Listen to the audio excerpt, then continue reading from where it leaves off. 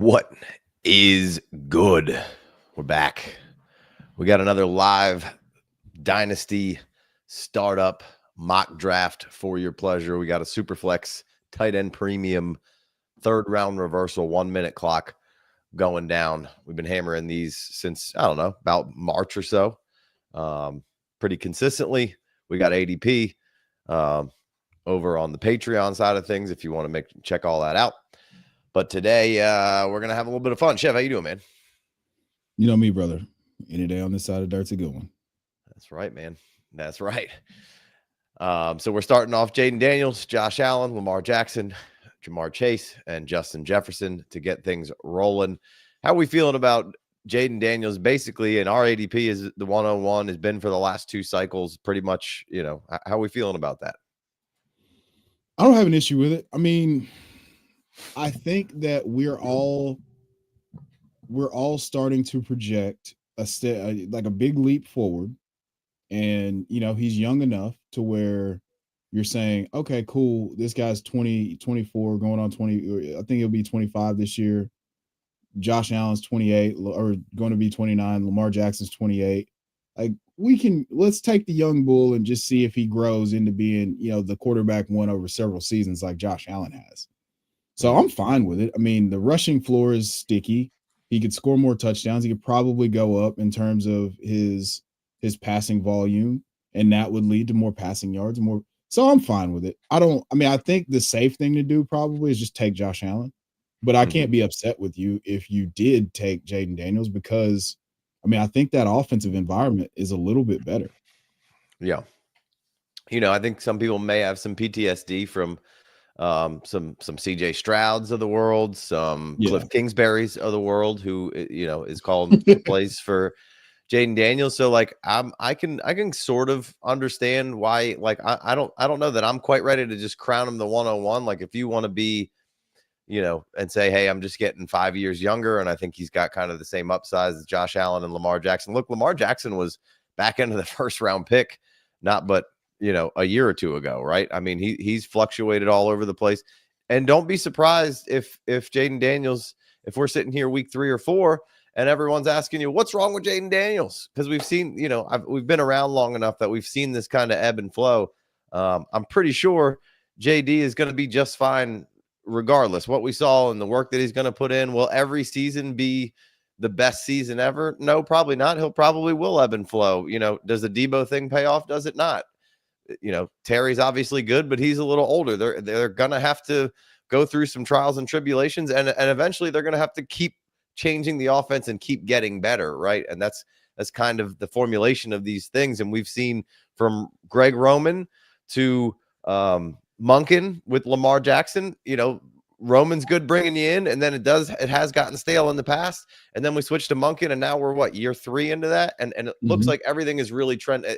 I feel like it was good training wheels for Lamar with Roman, and then I think it got stale, and then he broke free, and I feel like these first 2 years of Monken have been great for him to advance to like a downhill mountain biker, right? He went from right. So I think we could see the same thing with JD, right? I mean, right now, Patrick Mahomes just went, at the back end of the top end of the second, right? I mean, and so he was the undisputed 101 for a minute, right? So, things do change, right? So I'm not going to get too frustrated about it, right? Or too up in arms.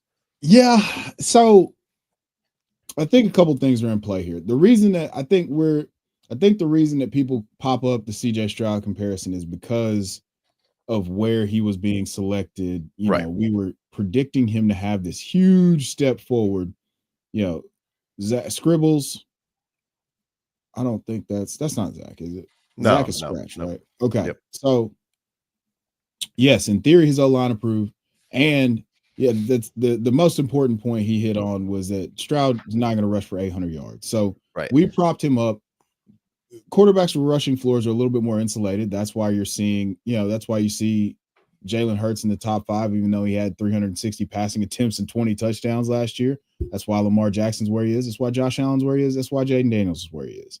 So that makes him a little bit safer.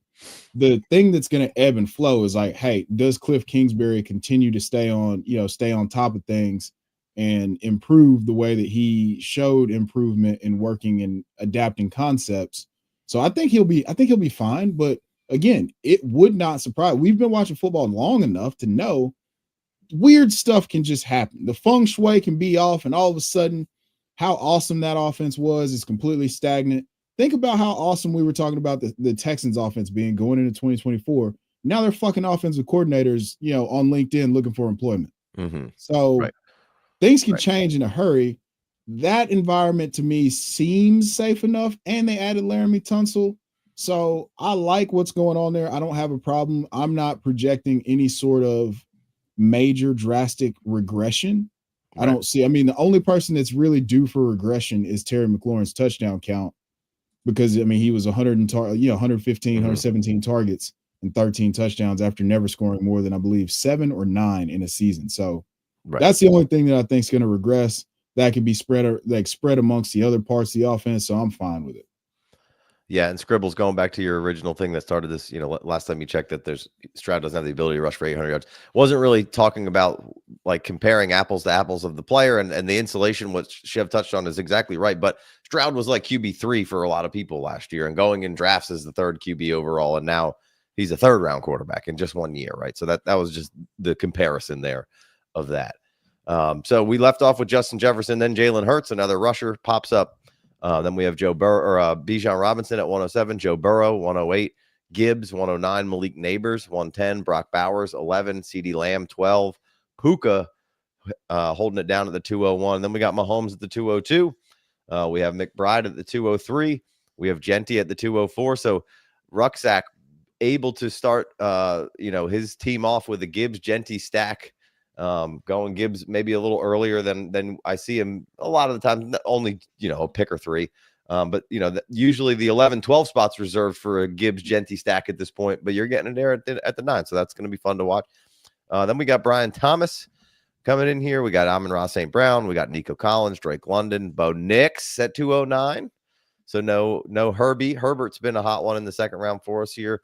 But we got Nix this time. We got May. We got Ladd and Marv coming in at the 212. Then we got Caleb Williams, Justin Herbert, and Garrett Wilson leading us to the 303, where we currently are in the draft. And there goes the aforementioned CJ Stroud. So some fun starts here for sure. Me and Chev did a Patreon last night kind of talking about cornerstones. We're going to drop a cornerstone episode here. And we kind of discussed how we don't have a big gap between Bowers and McBride. And in this particular draft, we see it pretty close right there, right? Yeah. I think that we might be drastically underrating Justin Herbert this year. And this is a recent development. Yeah, I think that's a big change for you. Yeah. I mean, hear me out here. Mm-hmm. He's only projected. So I'm getting weird vibes from the touchdown count. Like, so their official lines on touchdowns and stuff have been released, and Justin Herbert's at 20.5. And smashing I don't see. What'd you say? Smashing the over. Yeah. I just don't see how. If he's healthy, and Trey Harris is what we think he is, and they've got reliable pass catchers, regardless of whether you think Rondé Gadsden's going to earn a day one role. They've got Tyler Conklin and Will Disley in the fold. They've got the offensive line in place. They've got the rapport with Greg Roman. I don't see how we're not smashing 20 touchdowns. Just for example, JJ McCarthy is at 27.5. That's the 5th most in the league. That's wild. Yeah. And so I think that Herbert could be in line for a monster season. Like it just came to me from the ether. And I was like, okay, I don't really know why, because I've been out on Justin Herbert for a while because I thought the passing volume was going to be low, but he's also one of the most talented quarterbacks in the league, and they've upgraded the weapons and done everything to make everything around him easy button support wise. So right. I don't have a reason to doubt him at this point, and it just hit me like a ton of bricks the other day. I think everything, the ecosystem around him has gotten better, right? You bring in Trey Harris. We both like Trey a lot. We think he's a great X. You can move Ladd around. And now, you can call Quentin Johnston whatever it is, right? You could say he stinks. You could say whatever. It doesn't matter. But I think if you can get Quentin Johnston in the slot and run him around a little bit, Quentin Johnston caught a decent amount of touchdowns last year. Like, he's going into his third year now, right at this point. Is that what it is? Yeah.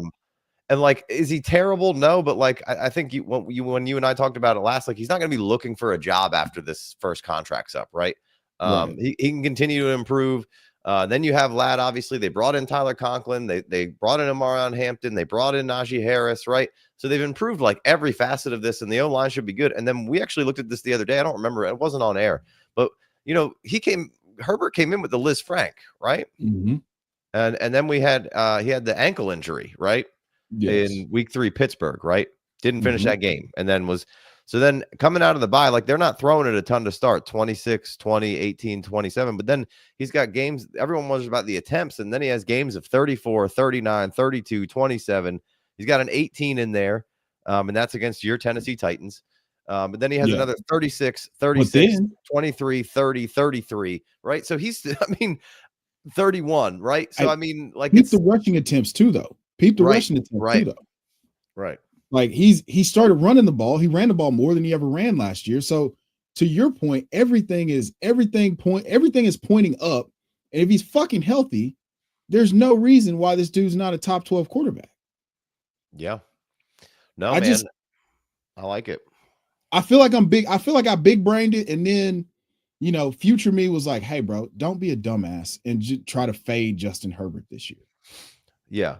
No, the some of the logic of, like, they're not going to pass a lot. They're going to do, like, look, they're going to run the ball. They're going to lean on it. They probably couldn't quite run it like they wanted to last year with, injuries and all that kind of stuff.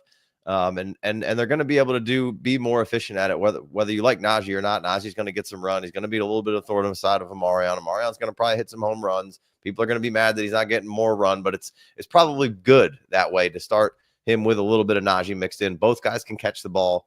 Right. So, but, I do think that we're going to see plenty of attempts from Herbert to warrant that. And then you bring up the rushing, which he's always had good legs, and then he gets banged up. So, you might not quite see it as much, or they might lean on the run a little more. But if he can come into the season healthy, second year with Greg Roman and Harbs, I think the Chargers really turn a page here, man. And I think they could be a really, really good offense. Well, we've seen it time and time again from Jim Harbaugh.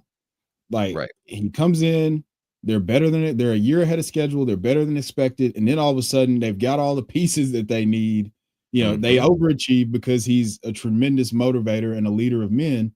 And then they actually get the talent in there, and then it gets ugly. Right. They start making deep playoff runs. I'm not saying that that's going to be like the Chargers have just been so unfortunate as a franchise for such a long time that it feels weird to say, hey, look out for them to be. They were a dark horse Super Bowl pick for a lot of people under Brandon Staley. And it feels weird to say that they're a for sure playoff team, in my opinion. But with, Kevin Minter, the defensive coordinator, dialing it up, the talent they have there. And then, Justin Herbert being one of the most talented passers in the game. I just see this environment being, even if they only throw it 504 times again, he could surpass 30 touchdowns. We just got a 400 attempt 2 years ago. We got a 400 attempt, 31 touchdown season from Brock Purdy. You mean to tell me Justin Herbert can't do that? Right. No, I'm with you. I think so. They spike a 6 or 7% touchdown rate and give you 30 touchdowns on limited passing volume. Yeah. No, I'm with you.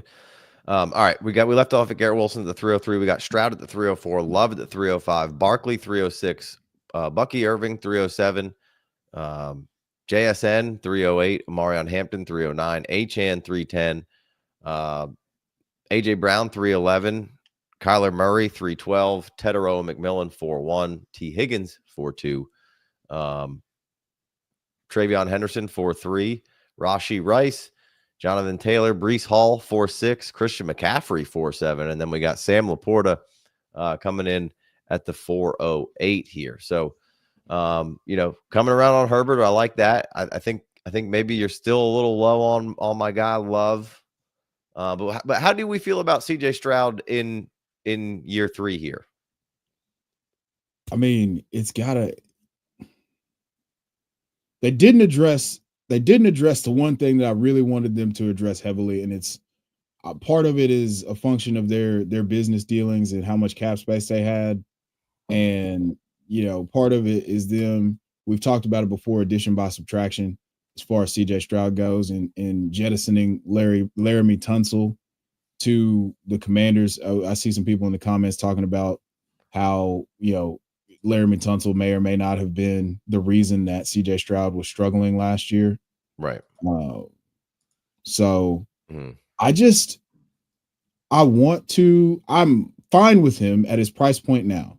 He was way too expensive where he was going last year, and I'm fine with the correction now. In the third round, I would just like to build my team out differently.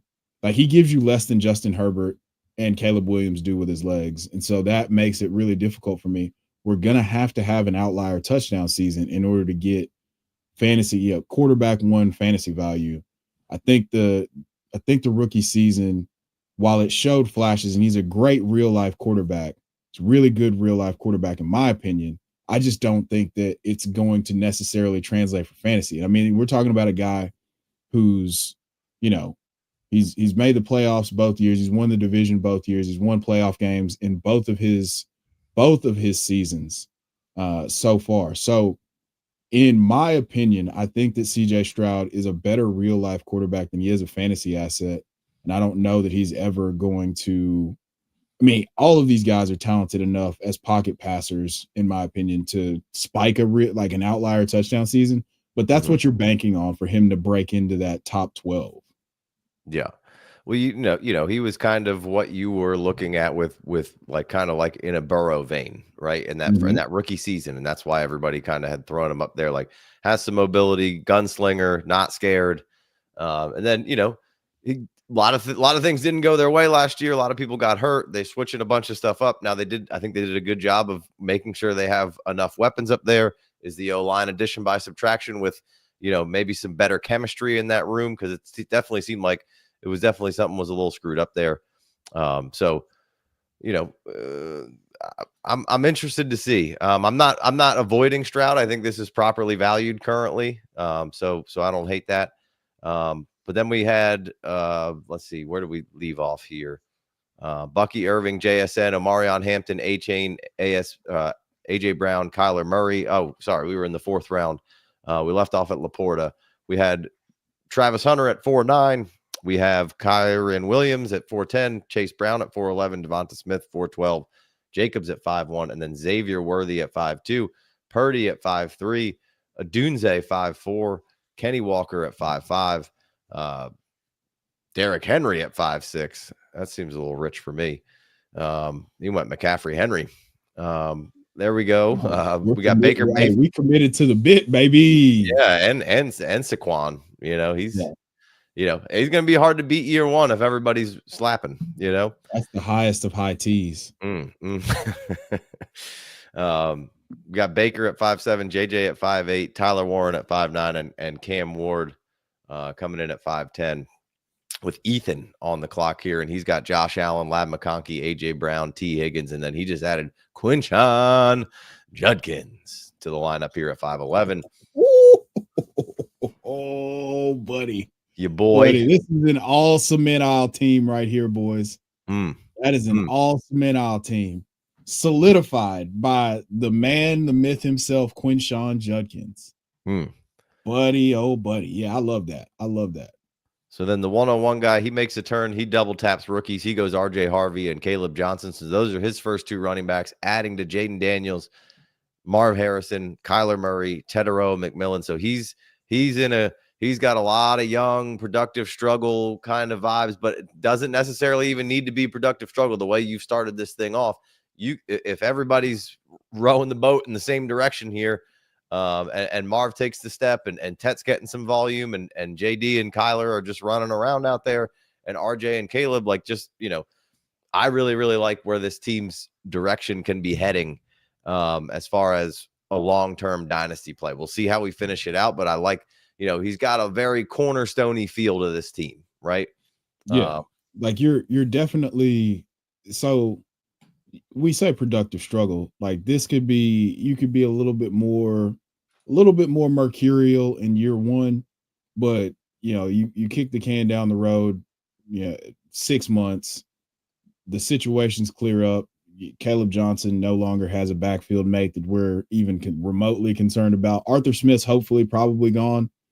And, RJ Harvey has the backfield to himself, or he's coming off of, some sort of record-breaking reception leader. No, he's probably not going to. That's like 112 receptions for Christian McCaffrey. He's not breaking that shit. But we could be in the 70, we could be in the 70, 80 reception range. It could be really, really good. I mean, I've grown on Tet McMillan quite a bit because I believe in Bama Bryce, and I think the path is more than clear for him to see 120 to 140 targets. Kyler is an undervalued asset. I actually like him going right there. And then Marv and JD, if JD stays where he is and Marv can just get some sort of not on the line of scrimmage, not just running outside the numbers, outbreak, just stop routes and then overs where Kyler misses him, we should be in good shape. But I really like that build. I like my man's build with Quinshawn. I like the super high T AARP build that AC Groove's got going on. And, there's a lot of good stuff here. There are a lot of different strategic builds directions that we're headed right now. I want to see what you guys do in these rounds because that's where the money gets made. But those are the three that kind of stick out to me. You hit the nail on the head. But once I saw this old man high T build, I was all in. Preston Martin, I might need you to reframe this question for me. What do you think about trading picks in a startup? What do you prefer? Not really sure. Like what the angle is. Are you saying like your draft selection picks or your future picks? We just need some clarity. That's all. Yeah. All right. So we left off at Cam Ward, and then we had Judkins, Harvey, Caleb at 601. Then Loveland goes 602, Kittle 603. We got Ibuka 6'4. Ooh. Penix 6'5. I gotta go consult the sheets on that one. Let me know. We got Zay Flowers 606. Then Cook going back to the well on the running back. So now he started with 5 RBs and 1 wide receiver. That AC Groove, he's going hard in the paint here. I don't hate it. I don't hate it. Let's see how it plans out or pans out rather. We got Jordan Addison, T Law, Chris Olave, Jamison Williams at 6'11, Chuba Hubbard at 6'12, and Dakota Prescott at 7'1. So in the 12 hole, we got Matt. He's got CeeDee Lamb, Puka, Caleb, Devonta Smith, Jacobs, Chuba, Dak. So I don't mind that start at all. Timmy TX, he's coming at the 11 spot. He's got Brock Bowers. Then he's got Patty Mahomes and Herbert. Then he took Chase Brown, and then Xavier Worthy, Jamison Williams, and George Pickens. I don't mind that start. What are you thinking about with I think I have a hard time pulling the trigger on Xavier Worthy there at 5'2". How do you feel? Okay. So let's start at the top. So you start Brock Bowers in the tight end premium. Outstanding work. He slips all the way to the 111. We hardly ever see that. Love that. Mahomes double tapping Mahomes and Herbert. Love that. Chase Brown, certified locked in workload, 78% of the carries inside the 5 once he took over. Love that. Now we get to Xavier Worthy, and I have some questions, but also I understand this because he took Patrick Mahomes. So you want to get. So he's going all upside here. To me, it seems. Right. All the receivers for sure. You've got volume. You've got guaranteed volume in Chase Brown. And then you've got Patrick Mahomes and Justin Herbert, who are probably going to be, if we get the median range of outcomes, Patrick Mahomes is going to be QB 12, somewhere in there, and Justin Herbert's around the same. But you tie him to Xavier Worthy, who could give you those boom weeks. You saw what he was able to do in the Super Bowl. Like, you've seen them miss a ridiculous amount of times on those deep passes his rookie year. And I think that that's something that's fixable with reps, especially when you're talking about the fastest guy in a 40-yard dash of all time and a guy with a howitzer of of an arm. So I like what he did there, just going all upside. I mean, he took 2 of my guys in George Pickens and Jamison Williams. I was trying to get off the George Pickens train just because he disappointed me so much. And now I forced myself to be back in because I think he's a 99 overall version of Michael Gallup, and they don't have anybody to run the ball with in Dallas. So Yeah, just definitely going home run swings. The good weeks are going to be incredible, and I think that he's probably going to go with a few old men running backs to kind of shore up that running back room to close it out. But yeah, I like that start a lot just because you swung for the fences as far as week winning upside. If those guys catch, one of them catches a 60-yard touchdown, they could all do it in the same week. And now, you've made your week on one play. Those are the type of guys that he swung for at receiver after missing some of the higher end guys. So yeah, I'm good with that. Yeah, and I wonder if, as we get through this, if we see some potential like safer floor kind of wide receivers get mixed in near the bottom, and maybe even some older ones potentially. So definitely be interested in kind of checking that out. I don't know. Xavier Worthy at 502. I think the value is correct. I just don't love pulling the trigger on there.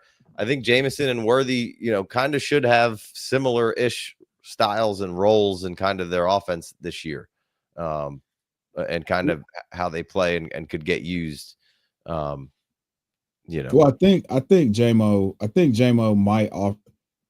To me, JMO is the actualized version of Xavier Worthy. Like that's, we've seen it. We've seen him be good. We know that with the ball in his hands, he can score from anywhere. I think that's the same thing with Xavier Worthy. We just need to figure out what the target distribution is going to be in Kansas City. Yeah, personally, I think Xavier Worthy came in as a better route runner than Jameson Williams. Yes. Yeah.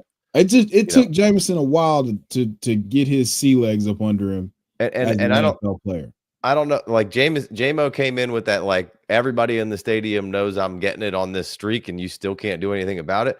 Worthy, nobody knew Worthy was that fast, and Worthy really wasn't like some crazy vertical threat, at least from my perspective at Texas, right? I thought he was a bit more of like a technician. Now he could get you deep, but it wasn't what Jameson was. Like, I was so fearful of what Jameson could do to you in that, perception. But I do think both of them could have similar roles where Rashi they have three guys that can get over the top with Rashi, Hollywood, and Worthy. But I think Worthy, there'll be plenty of made shots for Worthy to go down the field and create an explosive, I think. So, yeah.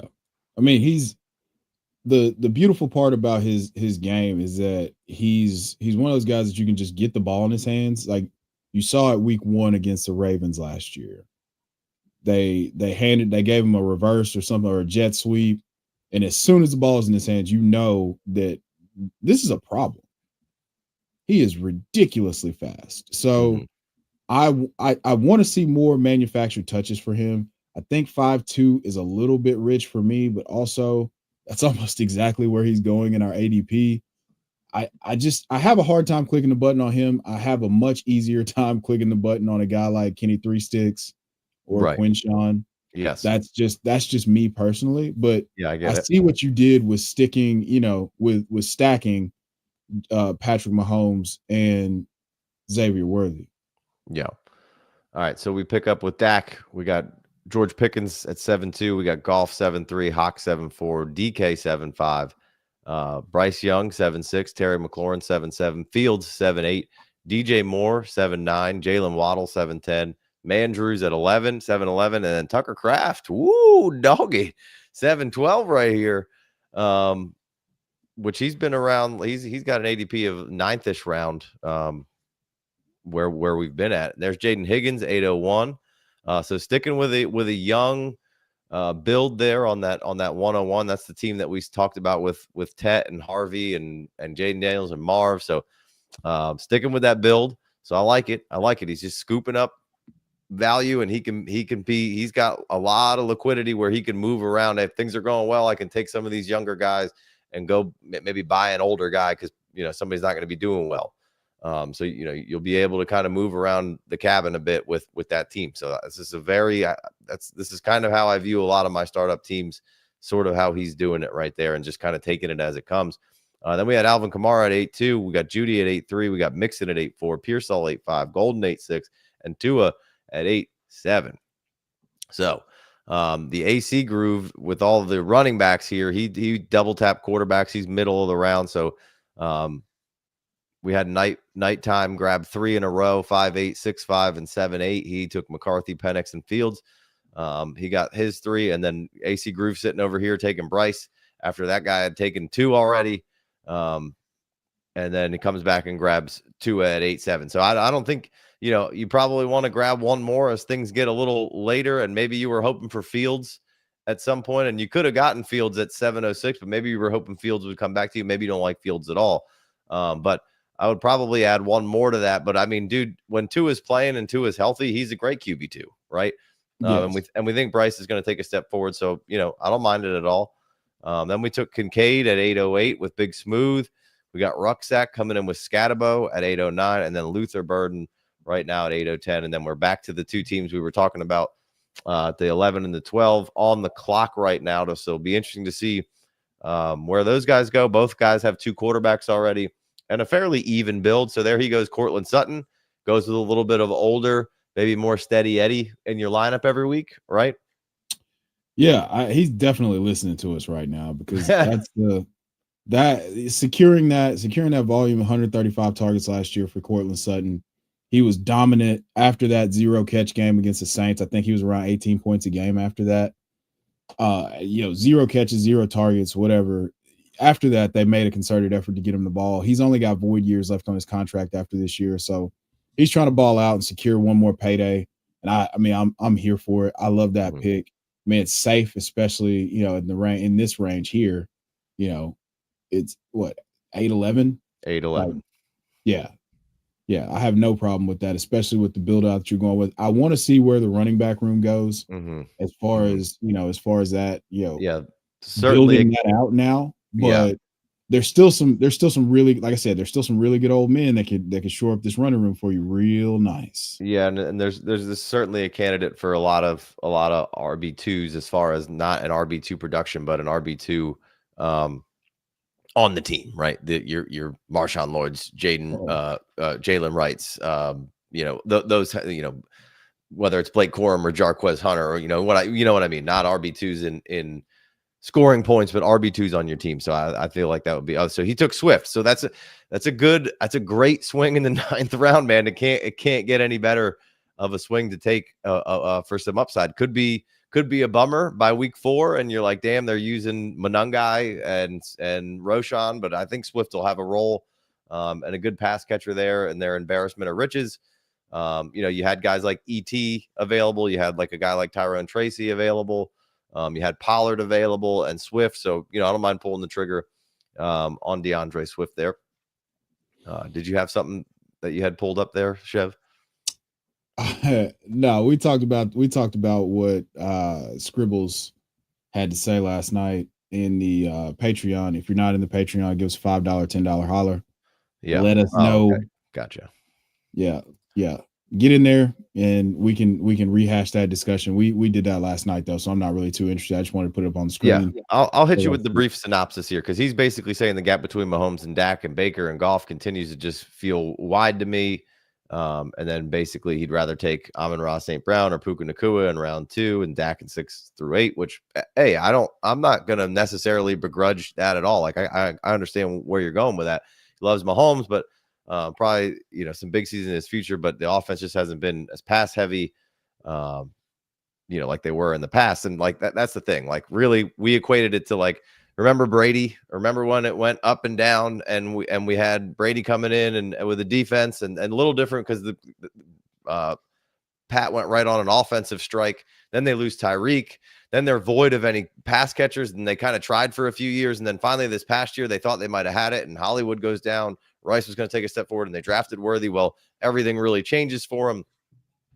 I just think that you're going to go back to the big thing is I feel like Mahomes and the Chiefs are going to go back to being more in the 28 to 32 points a game offense than rather than that like 19 to 20 point a game eking them out. Now, can they go down to check down, death by 1,000 paper cuts? Of course. But like Tom Brady had plenty of times, and I'm not comparing him to Tom Brady, I'm more comparing how the Patriots kind of moved through there. Like there were times when Tom was dink and dunk and did this and that, and then he gets back to Randy Moss, and all of a sudden he's throwing it all over the place. Like I think they have 3 very good receivers all of a sudden, which their receiving core was Justin Watson and MVS were the guys that they're field stretchers, but those guys, like you said, and when we talked about it before, they're cardiac guys. They're not really threats.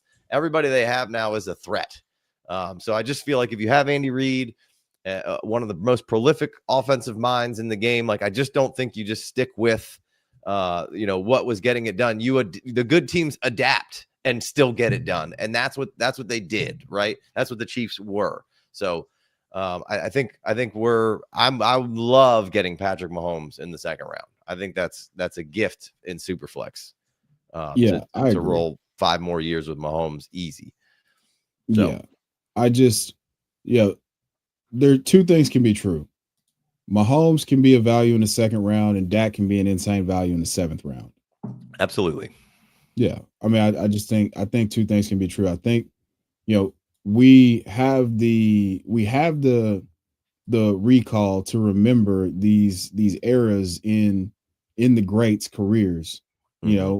Aaron Rodgers for a couple years before he had the MVP seasons was an average quarterback after basically 6 years of being quarterback 1 or quarterback 2. Mm-hmm. Peyton Manning was kind of a game manager when he was out there with Austin Collie and Pierre Garçon and, checking it down to the running backs. They go through eras, and teams these guys don't care about stats for the most part because they're actually winners and competing for a Super Bowl. So they're going to do whatever it takes to make sure that their team has more points than the other team. If that means that we just control the ball and it's a ball control offense, sure.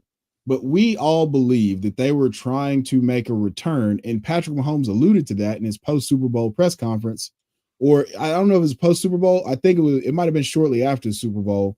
So we took that deep shot, and teams have been so adamant about taking that away from us. But I feel like we need to get back to that. So fade that, ignore that at your own risk. Don't even pretend like I didn't even say anything about it if you want to. But we had all the signs when Patrick Mahomes comes back out and he's 4,540 touchdowns or whatever Baker did last year or something ridiculous, and reminds you, oh yeah, I'm one of the best fucking quarterbacks to ever play the game. Don't say we didn't warn you. Yeah. But again, like you said, I started off, you said the same thing, like 2 things can be true at the same time, and how you want to theorize it and play it. I don't think either one's necessarily wrong. But I think Mahomes is going to strike back with some vengeance here. Yes. And have a really productive couple of years where you're like, God, this sucks. Yeah. I mean, he was 3rd in dropbacks in 16 games last year. Mm-hmm. So they're going to throw the ball. Right. And Pacheco got hurt. They were decimated everywhere. So, all right, we pick up with Timmy TX taking Swift, and then Dart goes 9-3. We got Harris 9-4. We got ETN 9-5. We got Joku 9-6. We got Tyreek 9-7. Devontae Adams 9-8, Mike Evans 9-9, Josh Downs 9-10, Geno Smith 9-11, Connor 9-12. So Connor could have been another shot for Timmy TX that we were talking over there, right? Yes. You got Tracy at 10-1, Jaden Reed 10-2, David Montgomery 10-3, Kyle Pitts 10-4. That seems maybe a hair early. Jonnu at 10-5, Pollard at 10-6. Like that value on Pollard right there.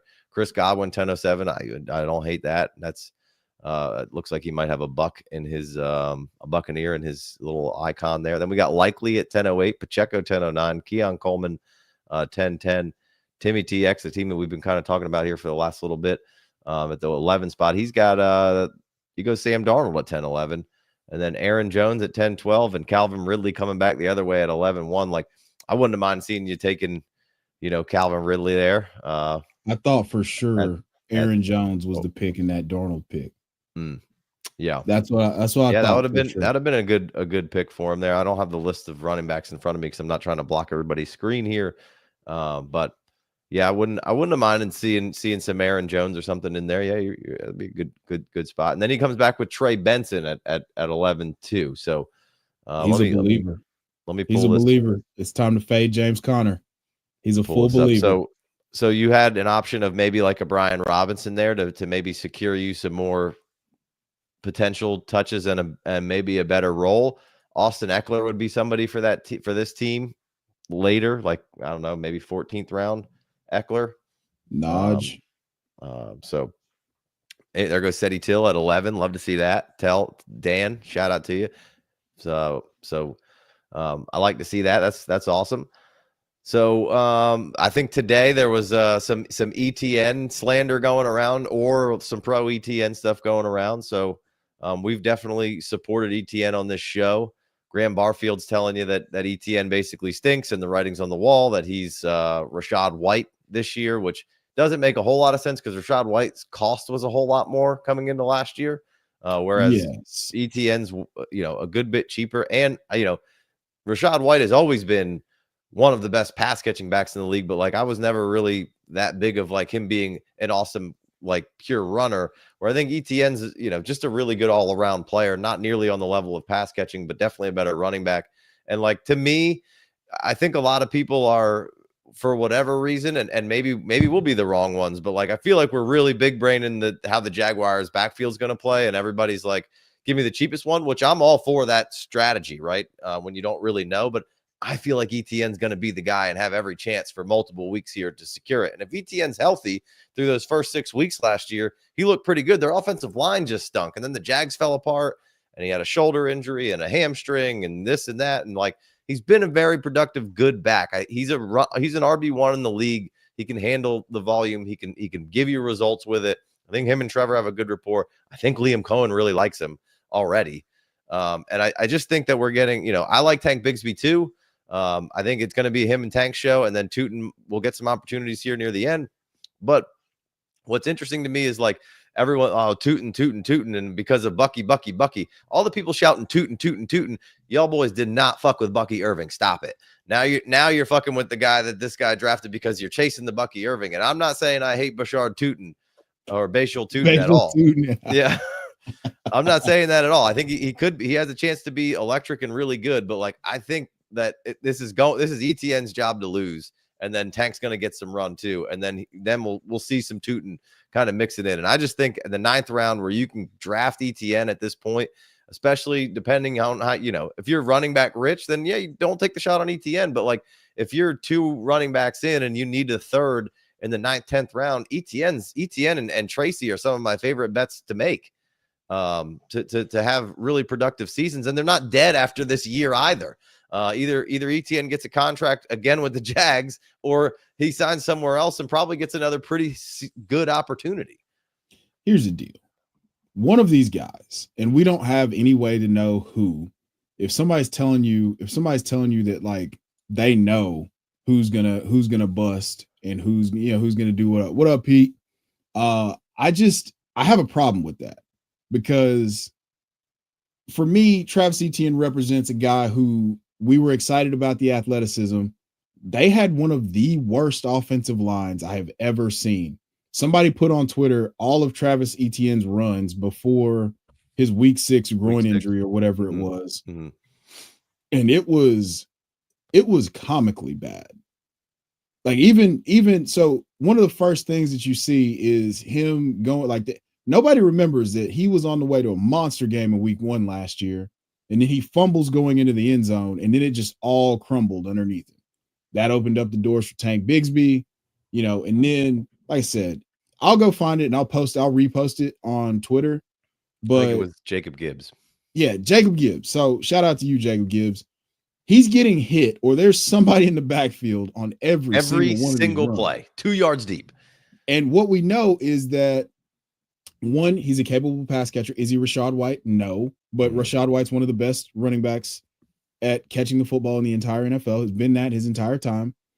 Is he capable? Yes. Is Liam Cohen one of the best screen artists and play designers for screens in the entire NFL? They ran screens in the top 5 rate. Yes. Is Tank Bigsby capable of catching passes? He's caught 6 passes in 2 seasons, I believe. So that means he's not capable, though. That doesn't mean he's not capable. It just means that like the Jaguars have the opportunity to throw him the ball and they choose not to. Do with that information what you want. Well, Doug Peterson has hat choices and he keeps wearing a visor. So that's fair. That's fair. The thing is, you're making this 1-to-1 comparison of the Buccaneers offensive backfield and Jaguars offensive backfield. And Travis Etienne is closer to being more explosive, more dynamic player like Bucky Irving than he is to being kind of a, plotter, pass catcher, whatever you want to call Rachaad White. I like Rachaad White a lot. And here's the deal. There's room in Liam Cohen's system. When Bucky broke out, Rachaad White was still averaging 14 touches a game. Even like that was at post-bye after Bucky Irving breaks out and he has the RB1 weeks and he's, walking around with all the ice packs on and shit. Rachaad White was still getting 14 touches a game, guys, when we get done. So there's going to be value for Etienne. Swift's another guy that I feel like we're just completely ignoring, and it's crazy to me. Pollard represents, I think he might not be in Tennessee after this year, but he's a value in the 10th round. He had 290 some odd opportunities last year. So all these guys going in this range, and then Calvin Ridley, we can talk about that here in a second, but all those running backs going in that range are going to outperform their current ADP. And I feel like we're just those are perfect backs for your build if you're going with a build like Timmy TX has. Does David Montgomery at 10-3 seem late, real late? Real late. He should be. I feel like registered when I was reading it, but yeah, he should be up here in the mixing range, in my opinion. Where's that? 8? He should be up there. Yeah, 8-4. I think that's his standard ADP right now. Yeah, that him sliding that late, I feel like we're big braining it again. We lost one piece of the best offensive line. That's a crucial piece, and we got a different change in play caller. But the one thing that I don't think is going to change is David Montgomery's role in being the big back in that offense. And bro, he caught 36 balls in. David Montgomery is a fantastic pass catcher.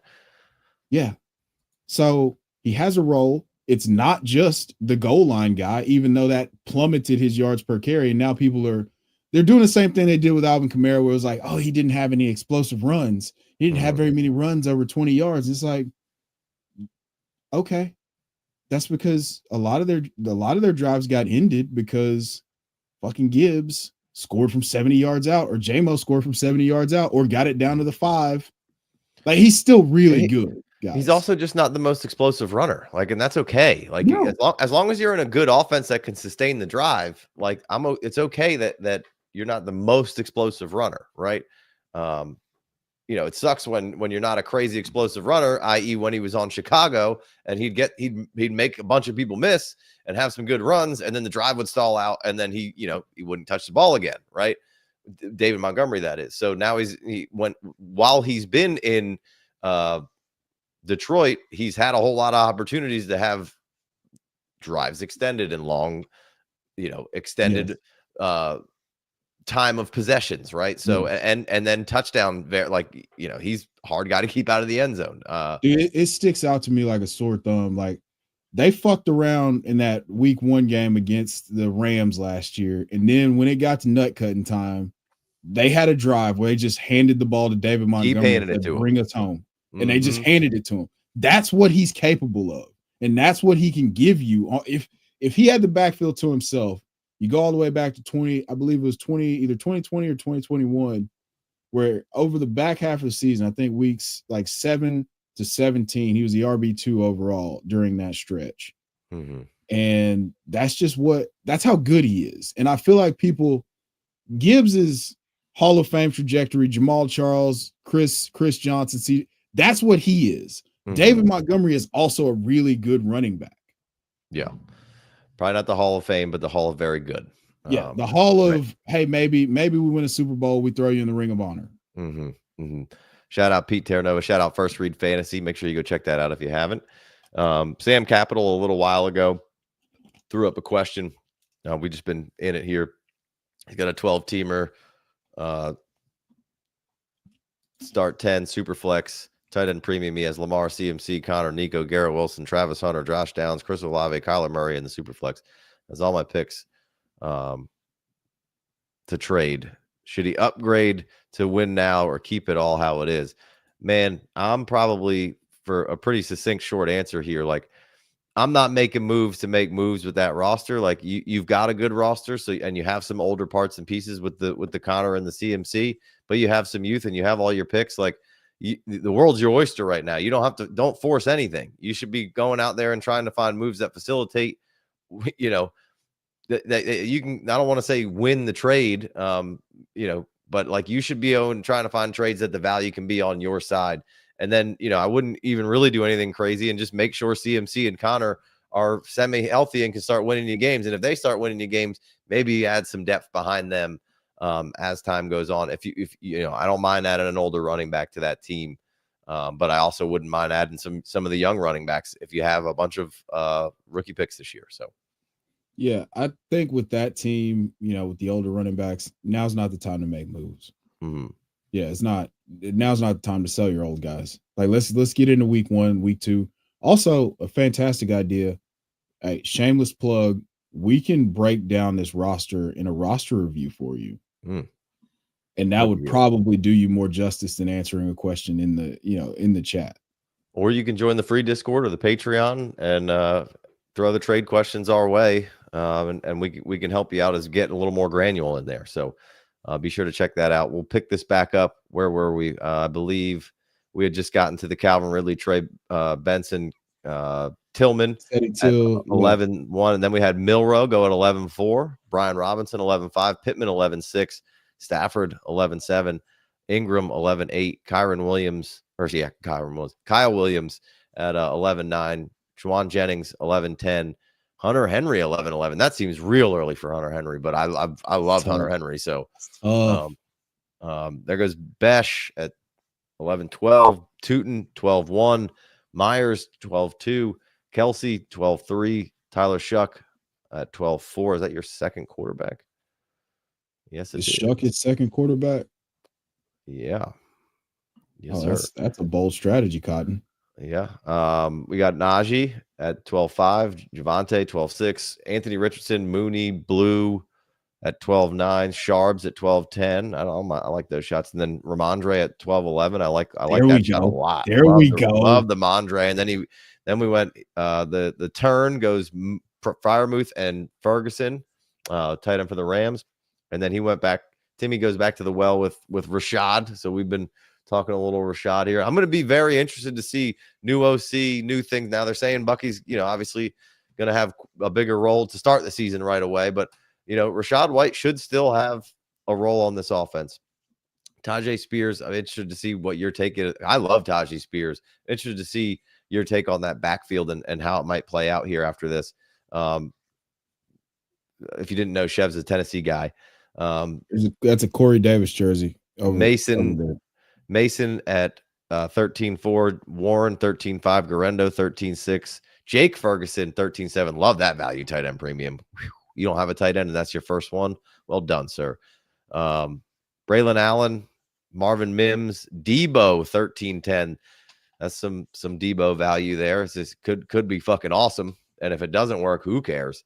Mason Taylor at 13-11, Diggs at 13-12. I like that. And then Knoll at 14-11. So it goes old and new.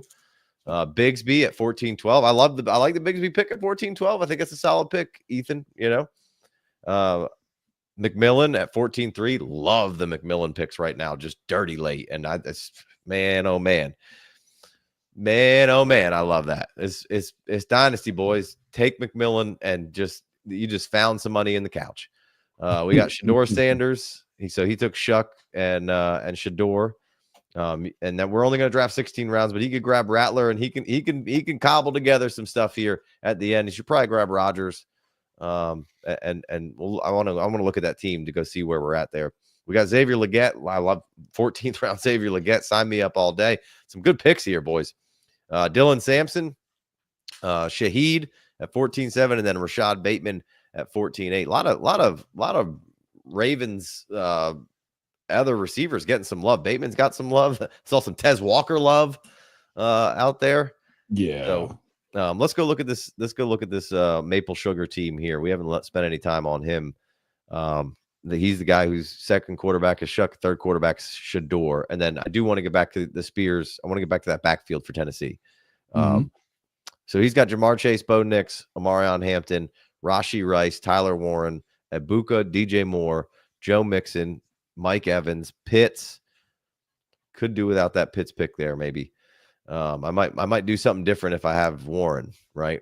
I want something that I can lean on a little more. Like I would have rather taken like an Evan. We can't take your guy Kraft because he went at 7-12, but I would have rather taken an Evan Ingram in the pit spot there just to secure me some catches. So there's no world where I live in where I take Kyle Pitts over Jonnu Smith or Evan Ingram.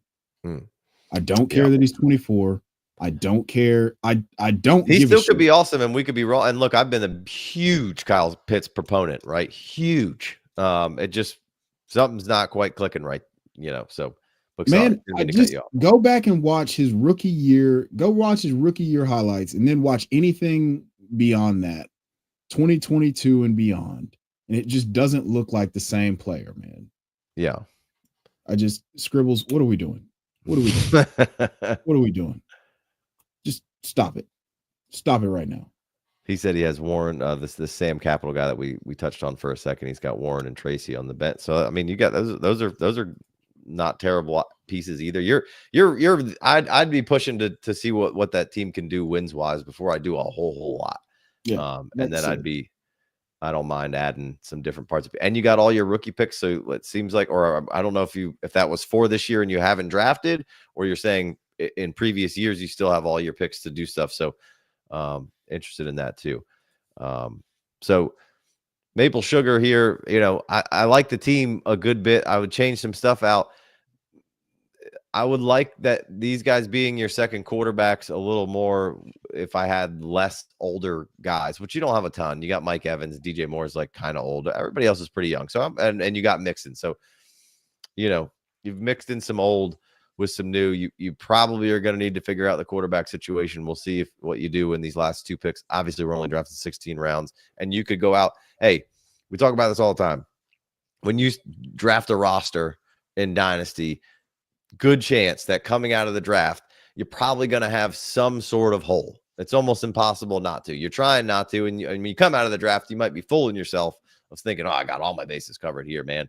But you're typically going to have some sort of hole. You have a glaring one right this minute. So we'll see kind of where it goes. Yeah, he goes Jordan James. He doesn't go. He doesn't grab another.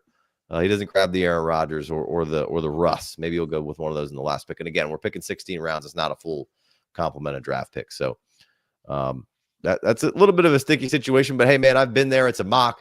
Maybe things get away from you a little bit. Maybe that's your strategy. Like, hey, I'm gonna just take these older guys.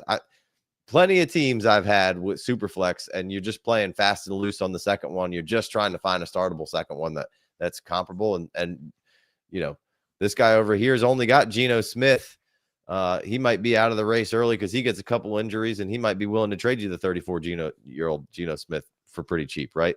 This guy's third Stafford over here. He might be willing to trade you, a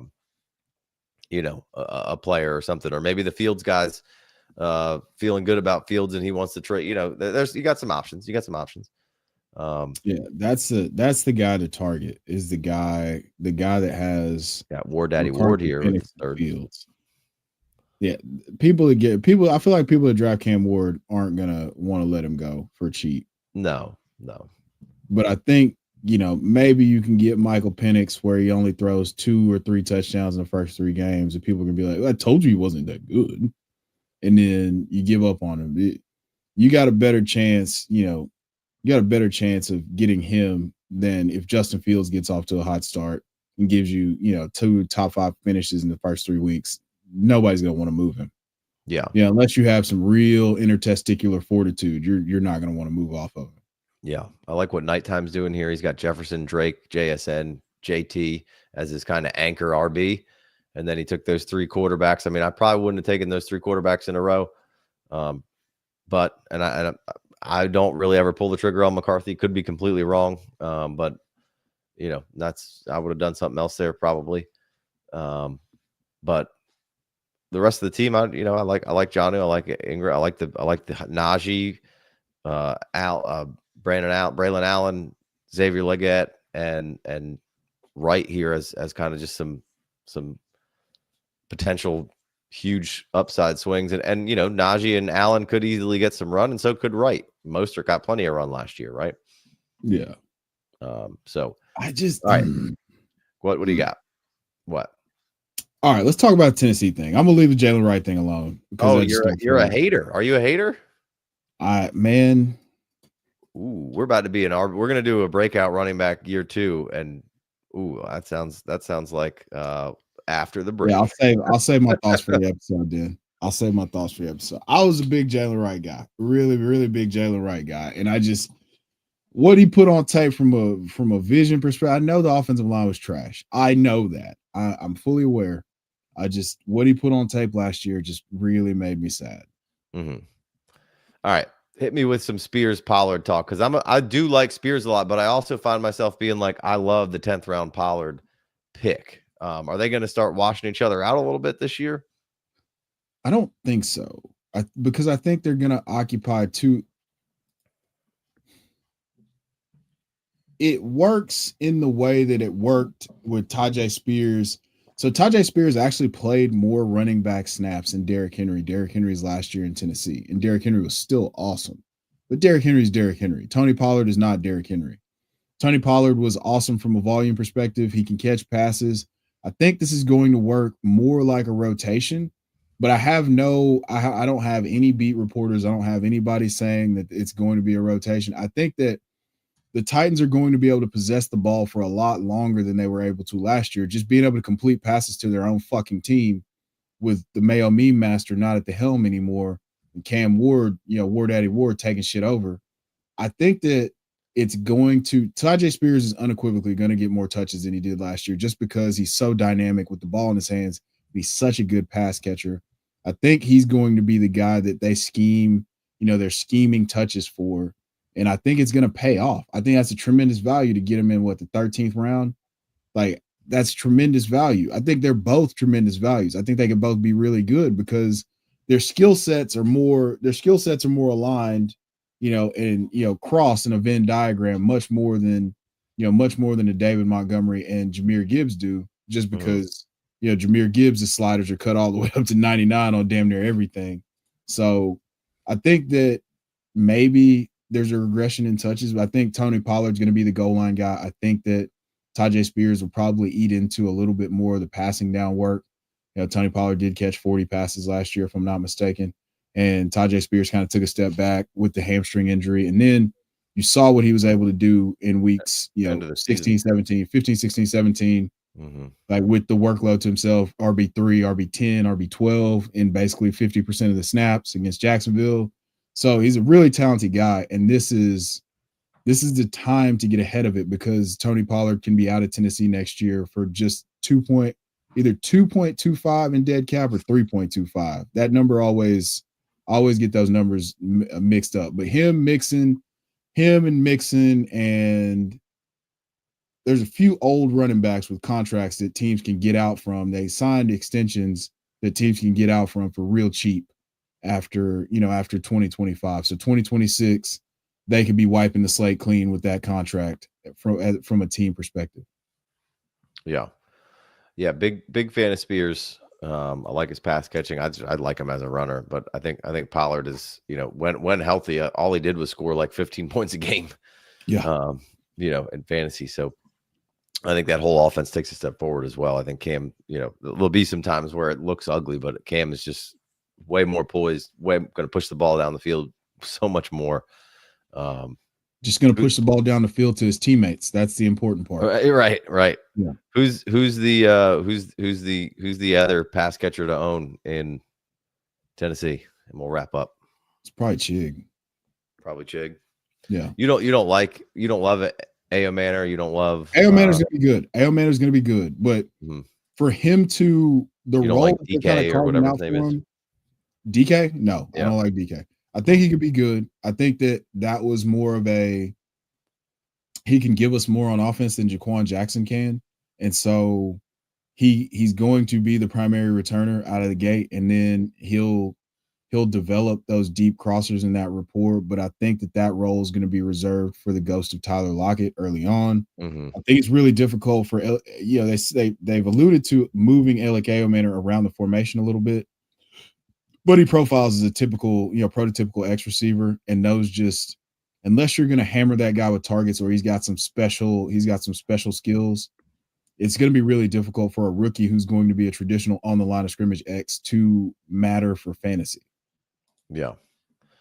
All right. Well, there we have it. That's my take. We got a little Titans corner talk at the end of the pod here, end of the show. I apologize to everybody who just had to listen to that.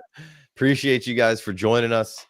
The lives are gonna keep going. Like I said, we got a best ball channel. We just started doing best ball. We did one this week, we got a redraft channel.